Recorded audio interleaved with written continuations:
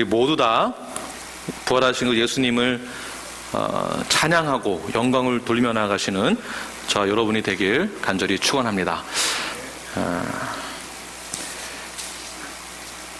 오늘 부활주일을 맞아서 우리 함께 말씀을 요한복음 말씀을 통하여서 함께 은혜 말씀 나누고자 합니다. 말씀을 통하여서 부활하신 그 예수님 다시 한번 기억하시고 결단하는 그런 시간을 갖기를 원합니다. 어느 종교에서도 어느 종교에서도 신이 죽었다가 다시 살아났다라는 종교는 없습니다.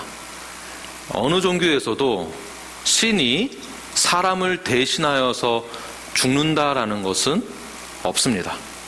그러나 오직 예수 그리스도께서, 오직 예수님만이 하나님의 자녀가 될 우리들을 위해서, 나를 위해서 모든 죄를 다 사하여 주시기 위하여 대신 죽으신 사건, 놀라운 사건 중에 하나입니다. 우리는 예수님이 우리를 대신하여서 죽으시고 예수님이 우리와 연합되기로 이미 작정하셨습니다. 이것을 믿으십니까? 네, 아멘. 세상의 사람들도 예수님의 십자가 사건에 대해서는 실제로 있었다라는 것에 대해서 아무도 부정하지는 않습니다. 왜냐하면 십자가에 매달리면 사람이 죽기 때문에 그렇습니다. 여기에 대해서 부정할 사람은 아무도 없다라는 것입니다. 그런데 이 부분에서 세상 사람들은 믿지 못하는 부분들이죠. 무엇이냐면 죽었던 자가 다시 살아났다라는 것이에요. 역사적으로도 큰 논쟁거리입니다. 예수님이 진짜 죽었던 게 맞느냐, 또는 잠들었던 게 아니냐, 또는 기절한 거 아니냐, 기타 등등의 논쟁거리가 많이 있습니다. 한번 생각해 보십시오. 예수님이 탄생하신 날 크리스마스, 세상에서도 축제의 분위기입니다. 온 세상이 떠들썩해집니다. 그러나 이상하게도 부활절 하면 사람들이 성탄절만큼은 그렇게 많이 즐기지 못하는 것 같습니다. 그러나 우리에게 있어서 가장 중요한 사건 중에 하나가 무엇이냐면 예수님이 성육신하여 이 땅 가운데 오셔서 탄생하신 것도 정말 중요하지만 동일하게 중요한 것, 예수님이 나를 위하여서 나의 모든 죄들을 사하여 주시기 위하여서 대신 죽고 다시 살아나셨다라는 것에 대해서 저희들은 굉장히 심각하게 받아들여야 할 것이며 가장 중요한 것으로 여겨야 할 것입니다. 만약 부활이 없다면 예수님을 믿는 기준도 없게 됩니다. 구원도 없게 된다는 것입니다. 죽은 자에게 어찌 구원이 있겠습니까? 죽은 자가 어찌 우리에게 구원을 베풀어 줄 수 있겠습니까? 내가 예수 그리스도를 믿고 영생에 이른다라는 것, 기독교의 핵심 가치입니다. 그러니 부활이 없다면, 예수님이 죽고 부활하지 않았다면 기독교 자체가 없게 되는 것입니다. 그만큼 부활의 사건을 직접 경험하고 부활의 사건을 직접 목격하고 부활의 사건을 직접 믿는 사람들은 우리에게 있어서 가장 중요한 기독교 핵심 가치라는 것, 이것을 꼭 명심하여서 기억하시기를 바랍니다. 예수님이 부활하지 않았다고 한다면 이 세상은 바뀌지 않았을 것입니다. 사람도 바뀔 수 없습니다. 본 어게인도 없고 구원도 없습니다. 다시 말해서 교회도 없게 되는 것입니다. 우리가 신앙생활을 할 필요도 없습니다. 죽은 것으로 끝났으면 다른 선지자, 선생, 석가, 이런 다른 종교와 다를 것이 무엇이 있겠습니까? 그래서 죽으시고 부활하신 것이 우리 개신교, 우리 기독교에 있어서는 가장 중요한 핵심 가치가 된다라는 것입니다. 예수님이 죽으시고 부활하신 이 사건을 여러분 믿으십니까? 아멘. 우리 파킹랏에 계신 분들은 이 아멘 소리가 여기 본당까지 들리면 좋겠습니다. 믿으십니까? 아멘. 네. 그런데 우리가 잠깐 점검해보고 넘어가야 될 것이 있습니다. 예수님이 죽으시고 부활하신 것을 우리가 귀로만 듣고 그리고 성경을 보아서 알고 입으로는 믿는다라고 시인은 하는데 또 다른 표현입니다. 또 다른 표현이 이런 것이 있습니다. 부활하신 주님을 직접 만났는가? 부활의 주님을 내가 직접 보았는가? 그러니까 말로는 믿는다라고 하고 귀로는 들어서 믿는다라고 하는데 나는 직접 예수님, 부활의 주님을 만났는가? 여기에서의 조금씩 우리가 받아들이는 신앙 고백을 하는 차이가 있을 것입니다. 제가 다시 한번 질문해 보겠습니다. 여러분, 부활하신 그 주님을 믿습니까? 네, 이 대답은 참 쉽게 할 수 있습니다. 예수님의 제자들도 예수님의 그 사역 공생의 기간 동안 주님과 함께 하면서 예수님이 나는 죽고 다시 부활할 것이다 라고 여러 번 말씀하셨고 가르쳐 주셨고, 그리고 제자들도 다 안다라고 했습니다. 우리 마가복음 8장 31절입니다. 마가복음 8장 31절 우리 다 함께 읽겠습니다. 시작. 인자가 많은 고난을 받고 장로들과 대제사장들에게 고난을 받고 죽임을 당하고 사흘 만에 다시 살아나리라. 자, 예수님의 말씀이에요. 죽고 다시 살아나겠다. 제자들도 그래요, 알겠습니다 라고 대답은 했습니다. 구약의 예언대로 예수님이 또한 예수님이 직접 말씀하시고, 그리고 그 말씀하신 그대로 예언 그대로 죽으시고 다시 부활하셨습니다. 진리 그대로 됐습니다. 그런데 제자들은 예수님이 부활하시는 것을 직접 보기 전까지는 긴가민가한 상태에 있었어요. 말로는 네, 믿습니다. 제가 알고 있습니다. 배워서 알고 있고 제자훈련 받아서 알고 있고 성경을 읽어서 저희들 모두 다 알고는 있습니다. 믿는다라고 합니다. 그러나 실제 우리의 모습, 제자들의 모습은 어떠했는가? 한번 비교해 보시기 바랍니다. 믿는다고 말하는 것과 직접 부활의 주님을 만났다라고 한 그 사건, 그 이후에 우리들의 삶의 모습들을 한번 잘 점검해 보시길 바랍니다.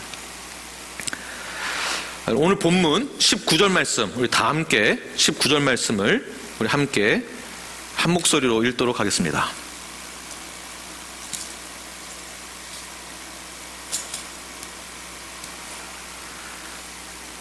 네, 19절 본문 시작.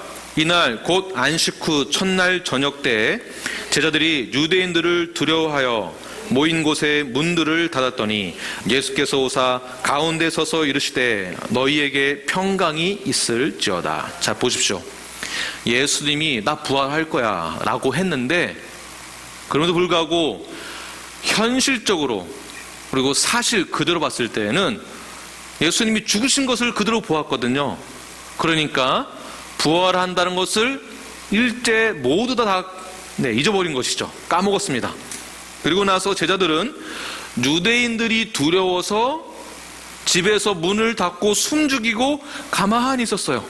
왜요? 두려워서, 두려움 때문에. 제자들도 세상의 공격과 세상의 억압과 어려움으로부터 두려웠기 때문에 그들은 집안에서 가만히 있었습니다.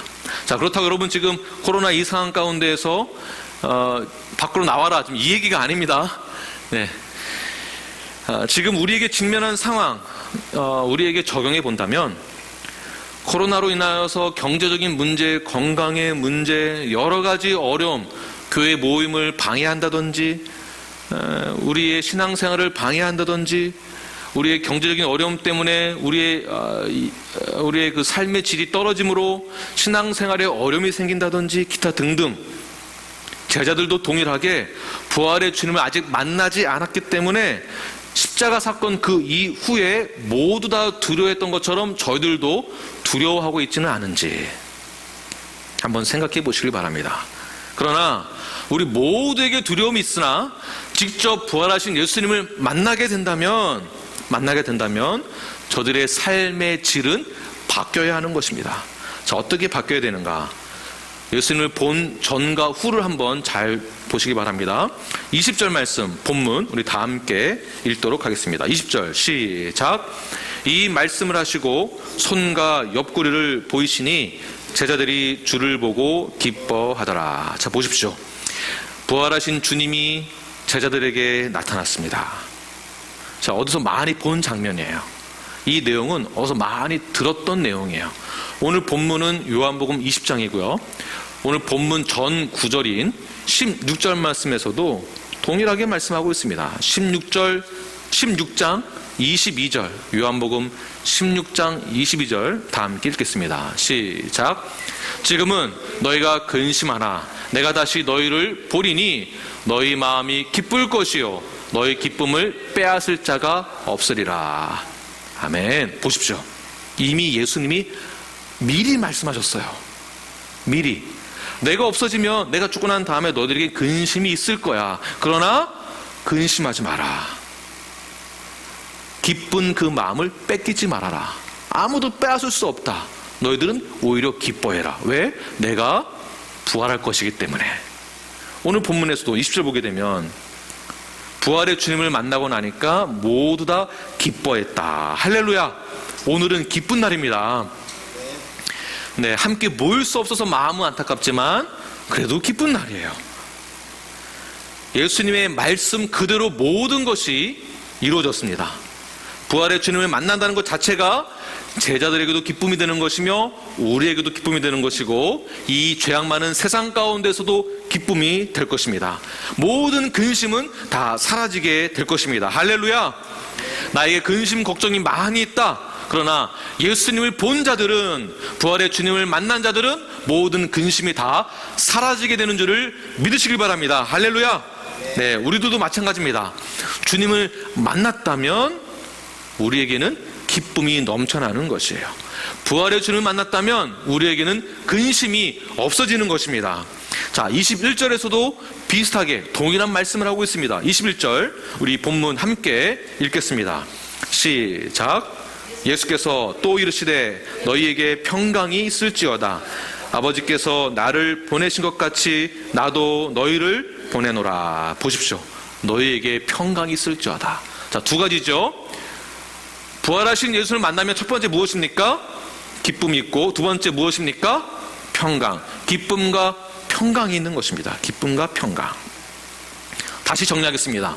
부활의 주님을 만나면 모든 사람들은 기쁨과 평강이 있는 것이에요. 주님을 믿는 자들은 다시 말해서 기쁨과 평강이 넘쳐나는 거예요. 부활하신 예수님이 주시는 것은 무엇입니까? 기쁨과 평강입니다. 근심, 걱정, 두려움은 없습니다. 근심, 걱정, 두려움은 하나님의 속성과는 반대되는 것이에요. 근심, 걱정, 두려움, 염려는 사탄의 속성입니다.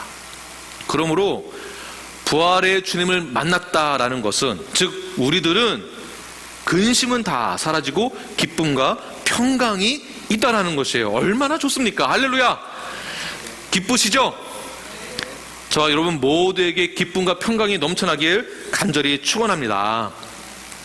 자, 그런데 기쁨과 평강이 있다, 이 말에 많은 분들이 착각하거나 잘못 해석하는 경우들이 있습니다. 자, 무엇이냐면 신앙생활을 하면, 내가 예수님을 믿으면, 내가 성경 공부를 잘하면, 내가 교회에 다니면, 내가 예수를 믿는다라고 하면 하나님이 나에게 기쁜 것만 주시겠지? 기쁜 일을 주겠지? 내가 행복해지겠지? 내 기준으로 우리 가정에 평강이 임하겠지? 돈이 많으면 평강이 임하고, 자녀들이 출산하면 평강이 임하고 기쁘고, 이런 것만 하나님이 나에게 많이 주시겠지? 이렇게 해석해서 이것을 적용하는 경우들이 많이 있습니다. 아니, 저도 그렇고 저도 많이 또한 보게 됩니다. 자, 그러나 현실적으로 우리가 기뻐할 만한 일들이 얼마나 많이 있습니까? 그 기쁨도 잠깐이죠. 미국에서만 코로나 확진자가 제가 며칠 전에 조사해 본 거에 의하면 벌써 45만 명. 오늘 아침 뉴스 잠깐 보니까 미국에서만 사망자가 4만 명이 넘어갔습니다. 세계 1위가 됐습니다. 경기는 좋아질 기미가 보이지가 않습니다. 그런데 도대체 이러한 상황에서 우리가 기뻐할 수 있고 평강이 있다라고 말할 수 있는 것일까요? 우리 크리스찬들은 이러한 상황 가운데에서 이러한 현실을 어떻게 받아들여야 하는 것일까요? 부활의 주님을 만났다고 하면서 우리는 기쁨과 평강을 어떻게 해석을 하고 어떻게 받아들여야 하는가? 자, 다시 한번 정리해서 말씀드리겠습니다. 예수님을 만나면, 부활의 주님을 만나고 직접 경험했다고 한다면 기쁨과 평강은 우리에게 완전히 임하게 되는 것입니다. 우리는 이것을 믿는다라고 하는 것이에요. 믿음으로 기쁨이 있고 평강이 있다라고 믿어야 하는 것이에요. 그럼에도 불구하고, 자, 20절 말씀을 다시 한번 자세히 보시길 바랍니다. 본문 20절, John chapter 20 and verse 20. 자세히 보시면 이 말씀을 하시고 뭐라고 나왔습니까? 손과 옆구리를 보이시니. 자, 손에는 어떤 자국이 있을까요? 못자국이죠. 옆구리는요? 창으로 찔렀습니다. 흉터가 남아있다는 것이죠. 그런데 손과 옆구리를 보이시고 난 다음에 제자들이 주님을 보고 나서는 뭐라고 하고 있습니까? 기뻐하더라. 기뻐하더라.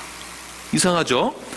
예수님의 손과 옆구리, 즉 상처를 보고 문제를 보고 어려움을 보고 난 다음에 근심하고 걱정하고 염려해야 하는데 오히려 근심과 걱정과 염려, 불안감이 아니라 오히려 무엇입니까? 기뻐하더라. 지금 상황은 여전히 좋지 않습니다.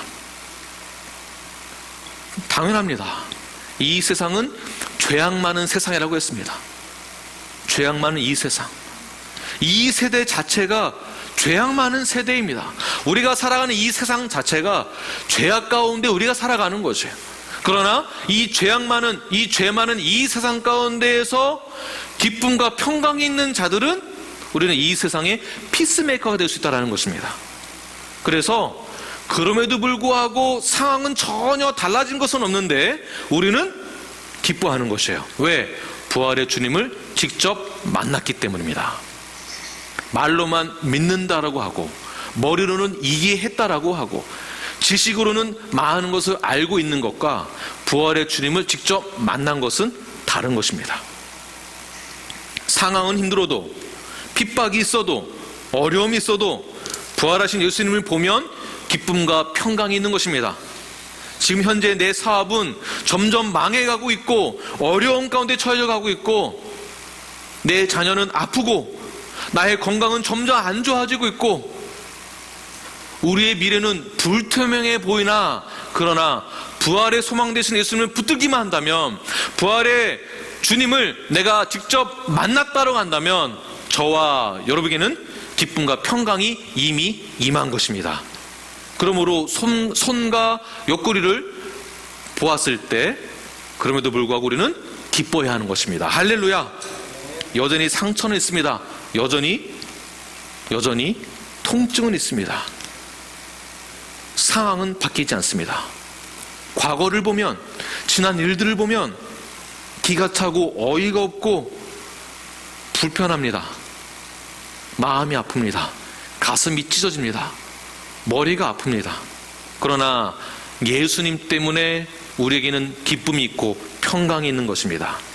그래서 누가복음에서는 이렇게 제자들이 말을 합니다. 누가복음 24장 40절부터 41절입니다. 제가 읽겠습니다. 이 말씀을 하시고 손과 발을 보이시나 그들이 너무 기쁨으로 아직도 믿지 못하고, 자, 아직도 믿지 못하다는 게 나 안 믿어 이 말이 아니라 너무나 기쁜 나머지 너무나 기뻐서 도저히 이게 말이 되는가 할 정도로 기뻐했다라는 것을 말하고 있는 것이죠. 더 기쁨을 강조하고 있는 것입니다. 예수님의 상처를 보았지만 십자가를 보았지만 예수님이 흘리신 피와 물을 보았지만 상처를 보았지만 너무나 기뻤다라는 것이에요. 저와 여러분 모두 그럼에도 불구하고 부활하신 주님을 만났다는 것 자체만으로도 우리에게 기쁨이 있다는 사실, 평강이 있다는 사실을 잊지 마시고 세상 가운데 나아가 그 문제 속으로 들어가 피스메이커로서 이 세상 가운데에서 빛과 소금 역할을 감당하시는 저와 여러분이 되길 간절히 축원합니다. 할렐루야. 네, 지금까지 말씀을 전한 이 내용을 다시 한번 쉽게 풀어서 적용을 한번 해보겠습니다. 좀 더 쉬운 표현은 이렇습니다. 내가 예수님을 만났다라는 것만으로도, 내가 예수님을 보았다라는 것만으로도, 또 다른 표현은 내가 뉴라이프 교회의 멤버가 되었다라는 것만으로도, 내가 침례를 받았다라는 것으로도 우리에게는 기쁨과 평강이 있는 것입니다. 하나님의 자녀, 구원받은 하나님의 자녀, 모든 죄를 사함받은 저희들이 어찌 기뻐하지 않을 수 있겠습니까? 죽어야 하지만 죽지 아니하고 주님과 연합되어진 것만으로도 우리가 어찌 기뻐하지 않을 수 있겠습니까? 우리의 최고의 가치는, 우리가 가져야 될 최고의 가치는 바로 주님과 연합되어진 한 몸, 구원받은 하나님의 자녀, 상속받을 하나님의 자녀, 이것만으로도 우리는 기뻐해야 한다는 것입니다. 예수님의 죽음을 이기시고 부활하신 것 자체가 우리에게 기쁨의 소식이 되는 것입니다. 이것이 부활주의를 맞이하는 하나님의 자녀들의 자세입니다. 예수님을 믿는 것 자체가 또한 일상에서의 예배와 삶이 우리에게 기쁨과 평강으로 우리는 예배자의 삶을 보내야 합니다. 주일뿐만이 아닙니다. 부활주일 오늘만 기뻐하는 것이 아니라 평상시의 일상적인 삶 자체가 기쁨과 평강의 예배자의 삶이 되어야 한다는 것이에요.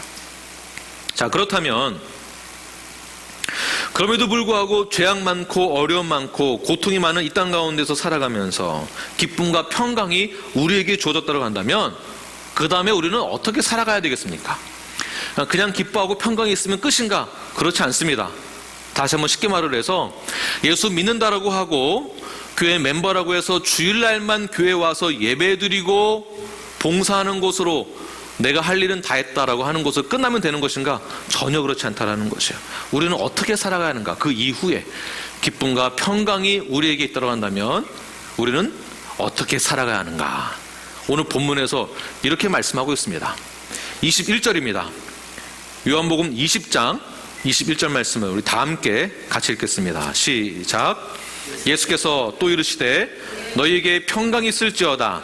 아버지께서 나를 보내신 것 같이 나도 너희를 보내노라. 아멘. 보십시오.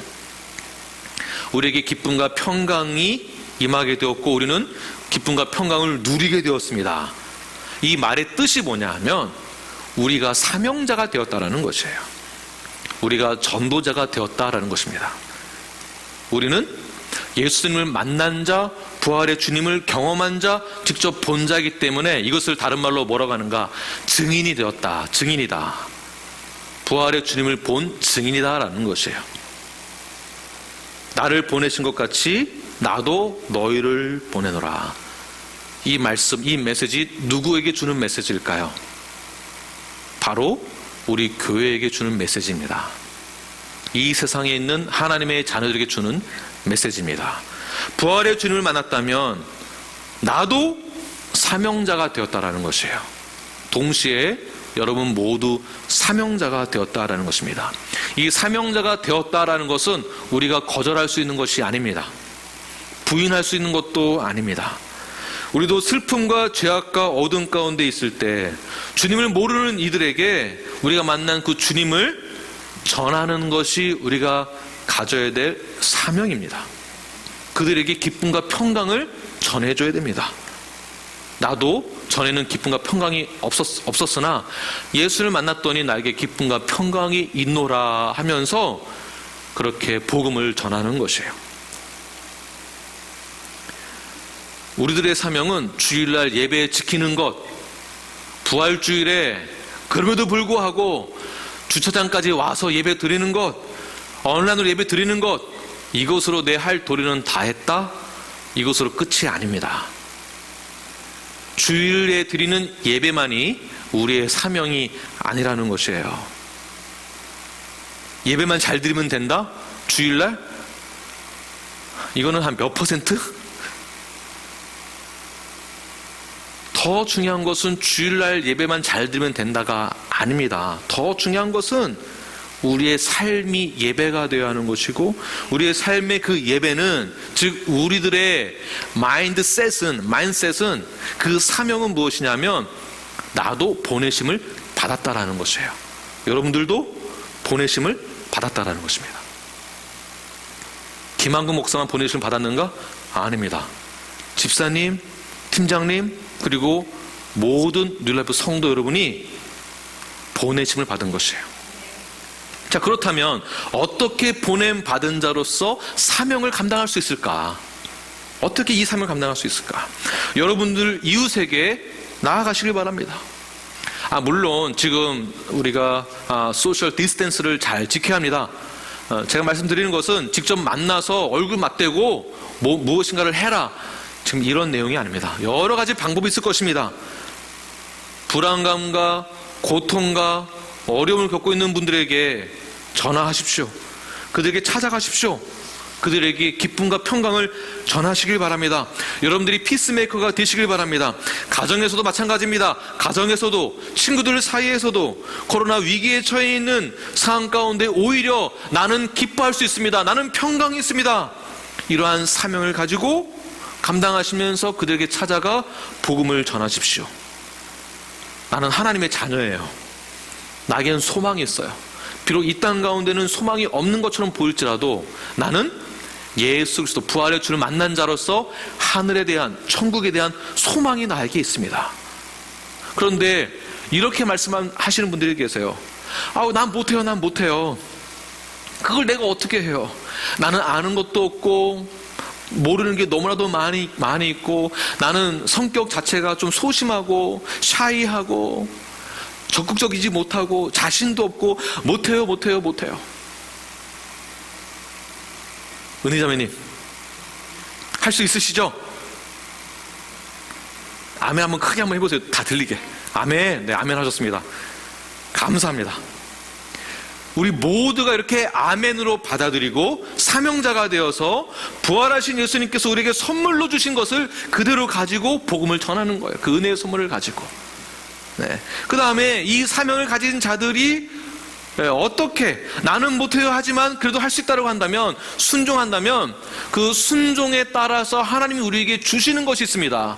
먼저 그의 나라 그의 의를 구하는 자들에게 주시는 것이 있다는 것이에요. 돈만 주는 게 아니에요. 돈만 달라고 하는 것도 아니고 하나님이 우리에게 주시는 것이 있습니다.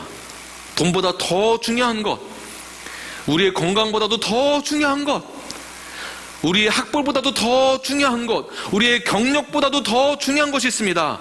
무엇인가? 오늘 본문 22절입니다. 요한복음 20장 22절 말씀, 우리 다 함께 우리 본문 22절 함께 읽겠습니다. 시작. 이 말씀을 하시고 그들을 향하사 숨을 내쉬며 이르시되 성령을 받으라. 아멘. 할렐루야. 이미 저희들은 성령을 받았습니다. 할렐루야. 네, 예수님을 믿는 동시에 우리는 성령 침례를 받는 것이에요. 그 위에 성령 침례를 받고 난 다음에 그 다음에 내 안에 성령 충만함이 계속 넘쳐 흘러나게 되는 것인데, 자, 여기서 성령을 받으라라고 할 때 이 원어의 뜻이 있습니다. 성령을 받으라라고 할 때 원어의 뜻이 있는데, 성령을 받으려면 어떻게 받을 수 있는가? 어떻게 받겠습니까?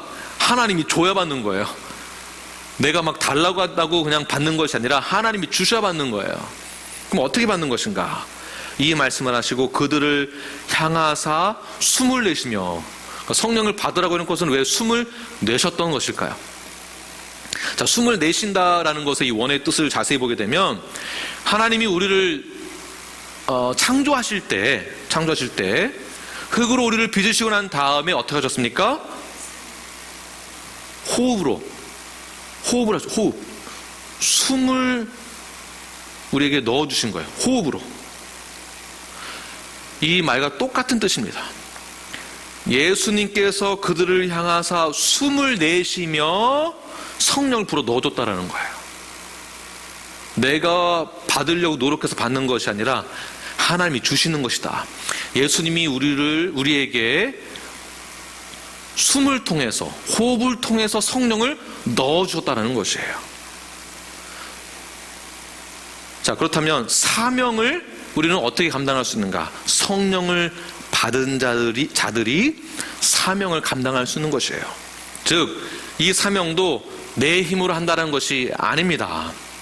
나 혼자 힘으로 할 수 없습니다. 돈이 많으면 된다? 그렇지 않습니다. 내 힘으로 할 수 있는 것이 아닙니다. 한번 생각해 보세요. 사명이 있는데 성령을 받지 않았다, 성령이 없다 하러 간다면 돈으로 한다, 명예로 한다, 그런 것은 하다가 다 포기합니다. 다 포기합니다. 내 힘으로 할 수 없다라는 것이에요. 내가 건강이 안 좋으면 어떻게 되겠습니까? 건강이 안 좋으면요, 제일 먼저 포기하는 것이 바로 사명이에요. 그러니까 이건 진짜 사명이 아닌 것이죠. 내가 아프면 다른 사람이 신경 쓰이지도 않습니다. 내가 아프면 아무리 하기로 결단했다 할지라도 안 되는 것이에요. 내가 먼저 배가 고프면은요, 남이 배고픈 거 눈에 보이지 않습니다. 즉, 내 육신의 힘으로는 할 수 없다라는 것입니다.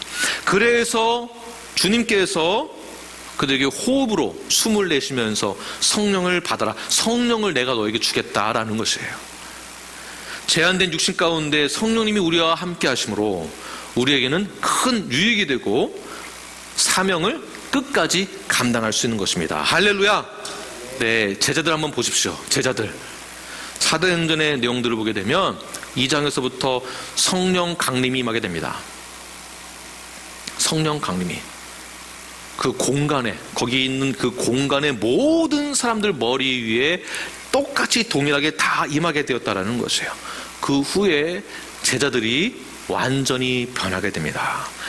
부활하신 예수님을 만났고 그 다음에 사명을 감당하기 위하여서 성령 충만함을 받게 되었고, 그 제자들이 예전의 제자가 아닙니다.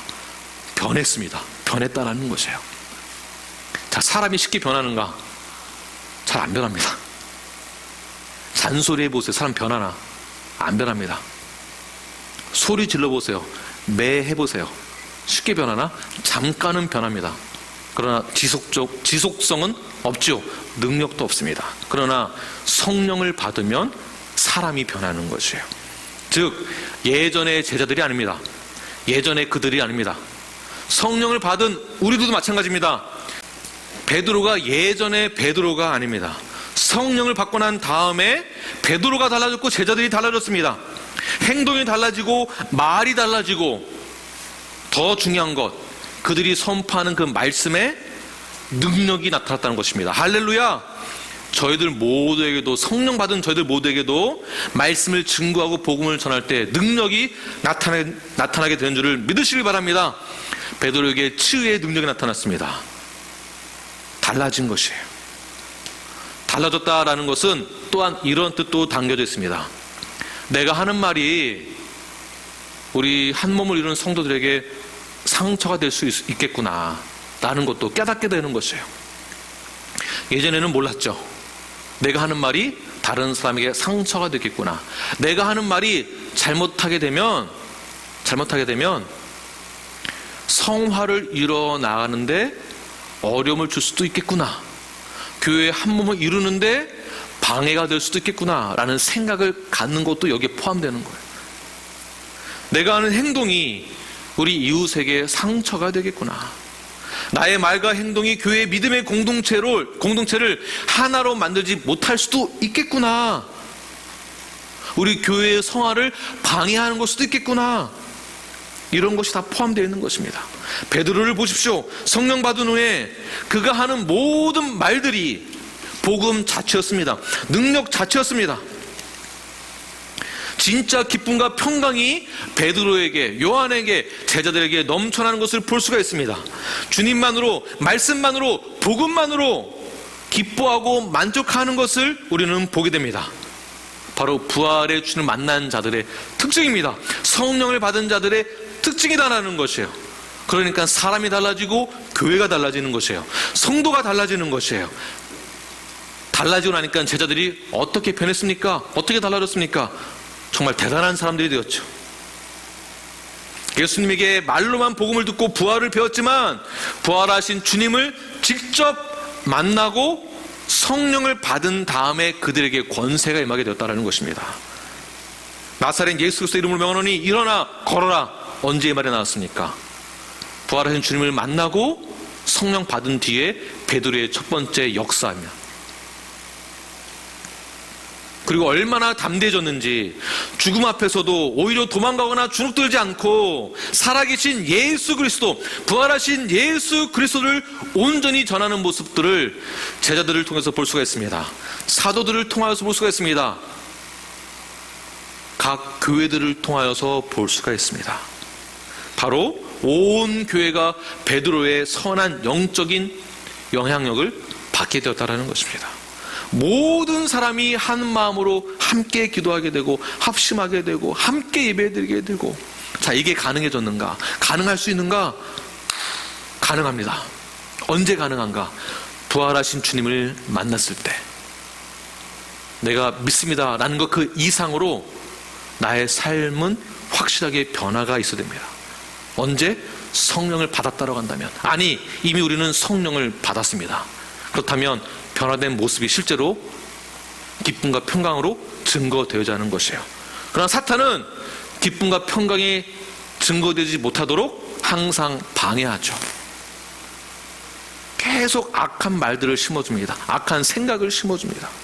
진짜 부활하신 예수를 만났다면 어떠한 상황이 있든지 기쁨과 평강이 있는 것은 당연한 것입니다. 믿으십니까? 성령 충만하여서 복음과 말씀과 성령 예수 그리스도로 충만하시는, 만족하시는 저와 여러분이 되길 간절히 축원합니다. 그렇게 믿음을 고백하고 아멘 하신 분들이 모인 곳이 어딘가? 바로 교회입니다. 교회가 그만큼 중요한 것입니다. 교회는 언제나 기쁨과 평강이 있어야 하는 것입니다. 왜? 부활의 주님을 경험한 사람들이기 때문에, 성령을 받은 사람들이 모인 곳이 바로 교회이기 때문에 그렇습니다. 이 교회가, 우리 뉴라이프 교회가 그러한 부르심을 받은 자들이고 그 사명을 감당하기에 충만한 믿음의 자녀들이 된 것입니다. 제자들을 보십시오. 그 후에 제자들이 어떻게 되었는가? 복음을 증거하면서. 마태는 에티오피아에서 복음을 전하다가 칼에 찔려 죽게 되었습니다. 마가는 이집트에서 알렉산드리아에서 말에 끌려가면서 죽게 되었습니다. 누가는 그리스에서 교수형을 당했고 베드로는 거꾸로 십자가에 달려 죽게 되었습니다. 야고보는 예루살렘에서 몽둥이에 맞아 죽었습니다. 세베대 아들 야고보는 에롯 아그리파 1세에게 참수형을 당했습니다. 바돌로메는 터키에서 맞아 죽었습니다. 안드레는 그리스에서 X자 십자가에 못 박혀 죽게 되었습니다. 도마는 인도에서 창에 맞아 죽었습니다. 유다는 화살에 맞아 죽었습니다. 마띠아는 돌에 맞은 뒤 목이 잘려 죽었습니다. 바울은 네로의 치하에서 있다가 목이 잘려 죽었습니다. 자, 지금 제가 하고 싶은 말은 무엇이냐면, 예수님을 믿으면 다 죽게 된다, 목이 잘려 죽게 된다, 이 말을 하고 싶은 것이 아니에요. 이 말을 하려고 하는 것이 아닙니다. 진짜 부활의 주님을 만났다고 한다면 그럼에도 불구하고 기쁨과 평강은 여전히 유지되어져야 된다라는 것입니다. 과거에는 도망가고 부인하고 나 혼자 살겠다고 하던 이기주의자들이었던 제자들, 그러나 그들은 보내심을 받은 자다라는 것에 대한 확고한 신념과 사명감이 있었습니다. 기쁨과 평강이 언제나 넘쳐났습니다. 부활의 주님을 증거했습니다. 예전에는 예수님이 왕이 되면 양쪽에 내가 서로 우편에 왼편에 앉겠다라고 싸우던 자들이 제자들이었습니다. 그런데 어떻게 하다가 여기까지 갔을까요? 바로 부활의 주님을 직접 만났기 때문입니다. 저는 우리 뉴라이프 모든 성도님들이 부활의 주님을 만나기를 원합니다. 그래야 해서 나는 예수님만으로 살아가겠습니다. 불가능하다라고 했던 그 모든 것들은 이제는 불가능이 아니라 이제는 나는 할 수 있습니다. 네, 제가 순종하겠습니다. 왜냐하면 나는 부활의 주님을 만났기 때문에, 나는 부활의 주님을 만났고 그 주님이, 예수님이 나에게 성령을 부어주셨기 때문에 나에게는 기쁨과 평강이 넘쳐납니다. 나에게 기쁨과 평강을 갖지 못하게 만드는 악한 영에서부터 벗어나서 오직 주님만 바라보게 하여 주시옵소서라고 믿음으로 선포하며 부르심을 받은 자들로서 귀하게 쓰임 받으시는 우리 뉴라이프가 되길 간절히 축원합니다. 아멘. 기도하겠습니다.